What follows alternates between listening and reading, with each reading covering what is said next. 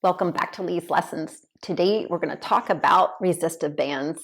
So resistive bands are something I use often, whether I'm doing private therapy, I'm working on myself, or I'm working with the Exercise with Pots program. I like the bands because, number one, they're obviously very lightweight, so I can bring them with me even when I travel. I like them because they're inexpensive, and I love them because they're effective for strengthening. You can see them in a strip type form, and these long strips are nice because if I'm doing an exercise that requires more range of motion, this is going to be much more effective than, let's say, a round band like this, which I call a loop or a booty band. You can take a strip band and you can tie a loop to it, and now it becomes about a 9-inch diameter booty band. So that becomes nice and a flexible way to use the long strip bands. When we use these, I often call them a TheraBand because that's a brand that we use as physical therapists quite often. But you'll find, especially with that brand, that the lighter the color equals the lighter the resistance, and the darker the color equals a heavier resistance.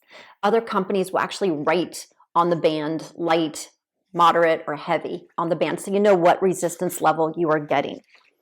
Then we have the loop bands, or again, I call the booty bands. I use all three types of bands, and there's positive and negatives to each one, and that depends on which exercise I'm doing and which band I'm going to choose. But the booty band made of the rubber material is nice because you're going to have a lot of range of motion. So I tend to use this when I'm doing some of my leg exercises and definitely my arm exercises. It's much more efficient than the cotton material.